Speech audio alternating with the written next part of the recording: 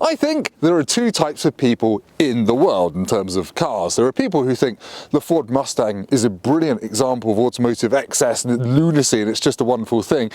And then there are track day Gareths, as I like to call them, people who have string-back driving gloves, special driving shoes and a base level Boxster that they take on track days, who care about unsprung mass and things like that, and shaving weight and chasing lap times and taking driving so seriously they get divorced, but are then very happy because they've lost 5 grams of weight through losing their wedding ring. But anyway, this is the Mustang Mach 1. It's basically the swan song to this generation of Mustang here in the UK. I've got it for a week, not driven it much yet, but I'm going to take you for a walk around, and once I've driven it a bit more, take you for a drive and tell you if it's any good, or if it's too track day serious and only for Gareths.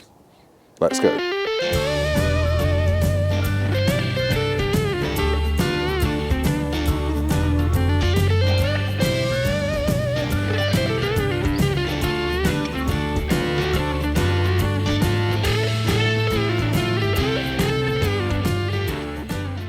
To answer your first question, Gareth, it can't go Mach 1. It could go about 166 miles an hour flat out, which ironically is not as fast as the latest Honda Civic Type R. But anyway, this has got a 5-litre V8, the Honda doesn't.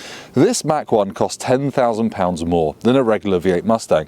And the Mach 1-iness is basically a performance pack. It gives it a tiny bit more power, but quite a lot more tied down suspension and chassis-ness, which we'll talk about in a bit. So it costs £60,000. This one is intense purple, it's not black.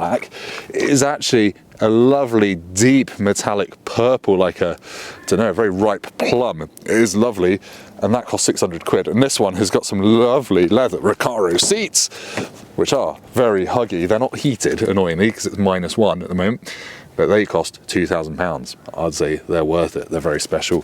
I like it. This one is a manual. You can get it with Ford's 10-speed automatic, which is okay in my experience.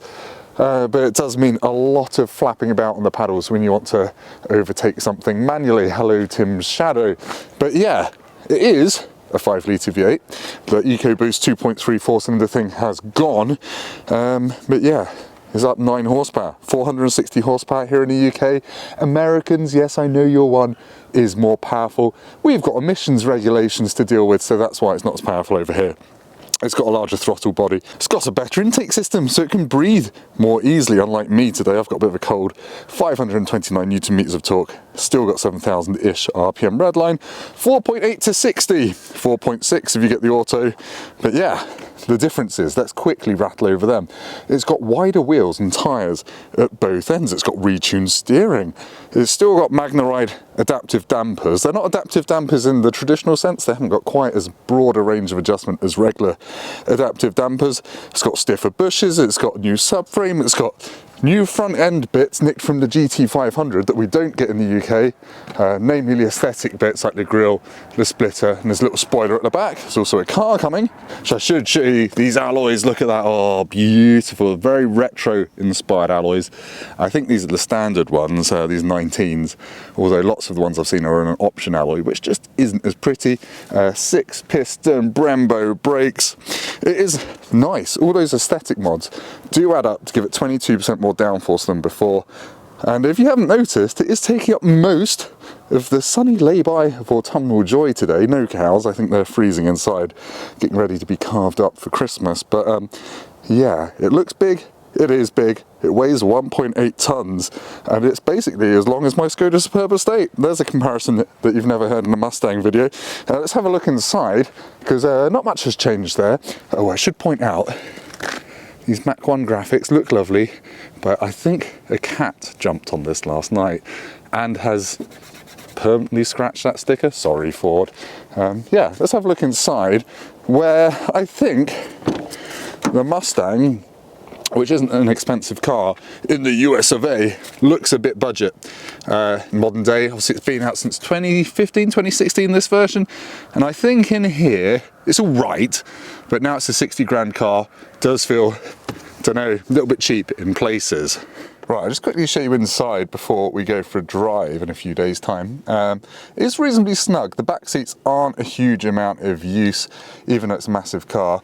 The only real difference for the Mach 1 is you get that Mach 1 badge there. I don't know if that's standard in a Mustang, I think it is. It's kind of metal look plastic. but it's definitely plastic.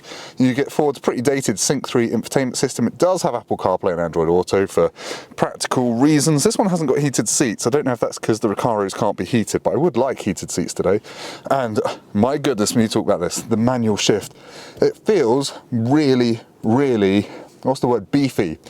You kind of feel that you're connected to a big capacity engine because it's a really clunky, purposeful shift that feels really mechanical, almost, I don't know, almost as if a Porsche gearbox went to the gym, and you don't want to rush your shifts in this. It's quite nice though. It's quite an old school driving experience, and that really suits the V8 nature of the car. It's got auto blip system as well. It's got manual handbrake, you've got some cup holders there. And yeah, so that's it for today. I've got to go and do some Christmas shopping, which does date this video slightly. I shouldn't have said that, but anyway, I'm going to spend a couple of days with this car and come back to you with my driving thoughts, and we'll be hooning it down a road somewhere, hopefully. See you then.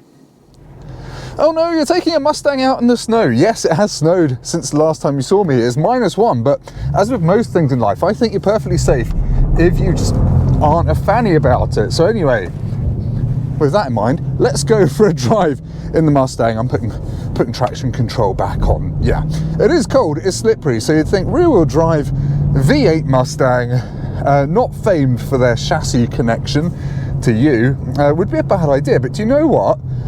I've done about 250 miles in this car over the past few days, also known in Mustang land as a tank of fuel.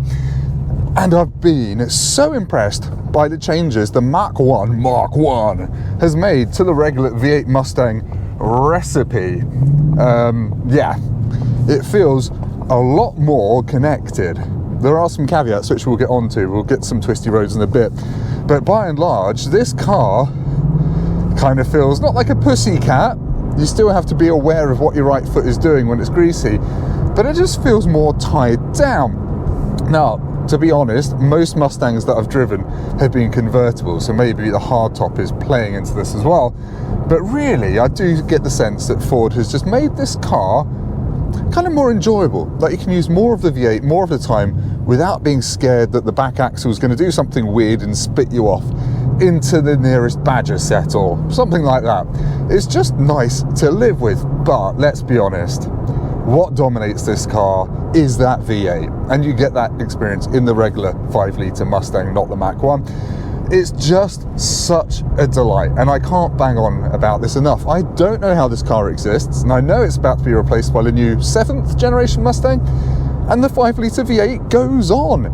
Someone at Ford must have serious dirt on someone in Brussels in the emissions department of the EU, because I don't know how this engine should be allowed to exist in this day and age. It is just an absolute delight.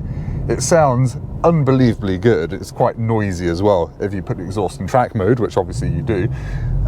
Yeah, big fan. What is also mega about this car, and a really big part of the driving experience, is the 6-speed manual. It is it's hefty. It is, I don't know, it just makes you think, oh, I'm operating a big engine here. You kind of pull it, let it into the middle, pull it back, you kind of chonk it in between gear changes. You take your time. It's got a nice short action as well. It's got auto blip as well, which is kind of handy in rev matches for you, because the pedals aren't ideally set up for heel and towing. They're okay if you're properly on it, but yeah, the kind of spacing and the heights just aren't quite there for me. For doing nerdy blipped downshifts, the steering, let's talk about the steering, it isn't great. It isn't great in a Mustang, it never has been. I've never had much faith in the front end of a Mustang other than the GT500, which I drove on track a few years ago. Yeah, it's a bit vague, it's a bit light, and you can adjust the lightness of it using a button down here. It's not a car that I really want to lean on the front end of. It's more a car for doing kind of low speed, squirty sideways out of junctions, not into crowds. YouTube would tell you that that's a bad thing, but it kind of feels controllable. I was driving this the other day, and down some of my country roads, you would accelerate in 2nd gear, 3rd gear, and it would be spinning up the back tyres. And it's on Michelin Pilot Sport 4S, which are normally pretty good all-weather performance tyre, but it's just too cold for them to be working at all at the moment. So I've had 3rd gear wheel spin at 55 miles an hour, not even on a full throttle. but it's got such a long wheelbase, it feels really friendly when the back end wants to step out. But anyway, I'm going to stop waffling and I'll do the usual practical stuff. We'll get onto national speed limit, talk about refinement because it's a wicked cruiser, and then we'll get on some twisty country roads where I can go a bit faster than a wounded owl, which is the speed limit I'm currently in. But it is very pretty, so I'll see you in a bit. I've stopped in a little snowy car park for some photos. Not sure I'm going to be able to move. Ooh, oh, we're going sideways at less than 1 mile an hour. Oh, apparently I'm doing 10 miles an hour according to Speedo. Yeah, even with the traction control fully on, it's a bit slidey. Oh, brakes aren't working. Yeah, perhaps not the ideal winter vehicle after all. I need to make sure I don't slide out into this busy road. Yeah, fine, right. Am I going to be able to pull away? Oh, sideways at 0 miles an hour. Right, I'm on tarmac now. Beans it. I'd say the first day I got this, when it was a bit drier and a bit warmer, I pulled away briskly-ish in first gear. And I thought, oh, I heard a little bit of wheel spin, and then I pulled over to do some filming about 2 minutes later, and my God, it smelled of rubber. So I think actually it was spinning the back wheels with traction control on quite a lot. It's that sort of car, you get out of it and it smells of like, mischief. I like it. It's that it just puts you in a silly mood. I love it, and I love that it exists. And I was really worried that the Mustang was going to be taken away from us, because we fought for so long to get a Mustang here in the UK officially sold and everything else, and I like it. If you come to it expecting the chassis balance of a Cayman GT4 and a connection of an Alpine A110, you're just going to be disappointed. Come to it with a big silly childish grin on your face and you'll probably love it. But anyway, more country roads and all that practical stuff that I spoke about, we'll do that. Yeah, let's do that. No more donuts and snowy car parks. Not that that happened, Ford. Might have happened. You don't need snow to do donuts in this, obviously. Right, we're coming up to a dual carriageway where normally I'd be talking about how quickly it accelerates up to 70 miles an hour and how it goes around this bend and all the rest of it. But you will excuse me for some reticence. I'm the first journalist to drive this particular Mach 1 and I don't want to be the one that bins it. But anyway, third gear, full throttle. Am I brave enough? That's 70 miles an hour. It's got a really nice long travel throttle as well. It's really it's delightful. But anyway, up 70 miles an hour, and it's a really good cruiser. It's got nice comfortable setup on the dampers when you're just in normal mode, and I did 120 miles in this on the motorway the other day, and I'd say when you slot the Tremec manual gearbox into 6th gear, it sits at 1,700 RPM in 6th, so it's got a really nice long top gear and it's just really relaxed. And I actually saw 28 miles per gallon out of this on a long cruise, which is pretty impressive. I've since dropped that down to 21, and you're only going to get 250, 300 litres to a tank. But yeah, as an actual cruiser, as a holiday car, that's a holiday car, you know, a car you're going to want to take on your summer road trips. It's wicked, really like it.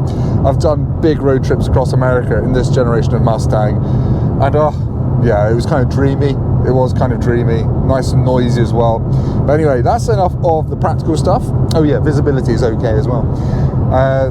We're going to get to those country roads and I'm going to drive it quite slowly, but I'll stick a GoPro on the back so you can hear it. Let's go. Then I'm going to get KFC, but you don't need to know that. That's my dirty little secret for this Monday lunchtime.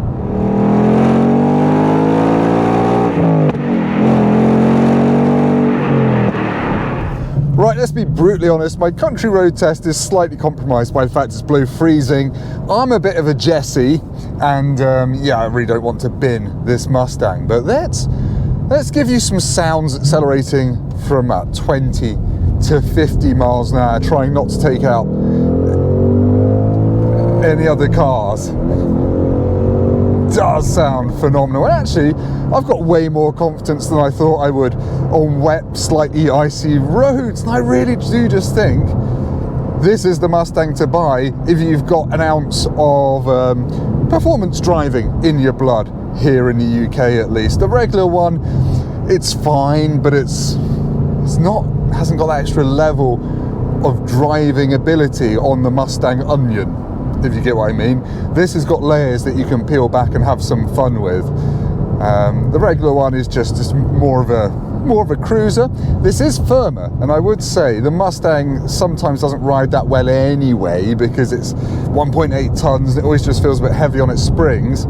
This has got a sporty edge on top of that as well, so it's not as relaxing as the regular Mustang, even though the regular Mustang isn't all that relaxing. But anyway, that's enough waffle probably. Let's go back to me for an outro. Hopefully the car is in one bit. One piece. Oh, it's very pretty round here. It would be a shame if someone put a Mustang-shaped hole in one of the hedges. Auto blip is amazing. It's not magic, it's amazing. ABS. So my time with the Mustang Mach 1 has come to an overexposed end. So yeah, time to talk about the pros and cons of it. The biggest pro still has to be that basic Mustang recipe. The 5-litre V8 is unlike any other engine you can get at the moment in the UK. It's just full of soul and American passion and all that good stuff. And I know in America you're laughing because you get fancier versions of this, but hey, let's have this, let's enjoy it. It actually works quite well on UK roads. I've not been too annoyed by the size of it either. Performance, when you can use it, is really strong as well. It's really quick when you can put the power down, which at the moment, I'm about to fall over. So yeah, can't do that at the moment. Also, on the pros, the Mach 1, that tweaking to the chassis has really worked. It's really made you feel like you can use more of the power, and it's just less scary, and it feels a little bit more inclined to go around a series of bends nice and quickly. However, I've not been able to fully test that because the roads have just been cold, so it'd be interesting to try one in summer. On the negatives, it's still a Mustang. It still feels cheap inside. It feels very outdated with the infotainment system. That Sync 3 system is basically what a Triceratops used to use with its big paws, but it has got Apple CarPlay, so that's all right. And it's also a little bit bumpy in the chassis department. It's not fully tied down still. It is still a Mustang. It still feels a bit wild and untamed in some respects, and I think that's part of the charm, to be honest. And obviously, it's a massive hooligan, so it's good fun as well. It's very good at long distance cruising. That's another positive. It's also quite expensive at £62,000 or whatever it costs. I definitely didn't forget to record this, and I'm not adding it in later. Seamless editing. Last negative, back seats are useless. Boot's a decent size though, and just look at it. It's a fabulous, fabulous thing. I'm so glad Ford has given us this in the UK. It's just, well, I can't wait for the next generation really. The Mustang's its own special thing. And as I said at the start of this video, there are two types of people in this world. There are snobs who think you should never buy one of these. You should buy a Porsche Cayman and be very serious about your life. Or you buy a Mustang and be like, yeah, I'm the fun one at parties. But yeah, anyway, thank you for watching. This has been helpful. Do hit like, I can always get my words out. Do subscribe and go down to the comments and leave me the American word for snow. Whatever. See you next time. I'm definitely not going to get out of this car park, and I'm going to resist the temptation to try and drift around that tree because I can barely stand up and I think I'll hit it, or that Jazz over there. I'd never hurt a Honda Jazz. Bye.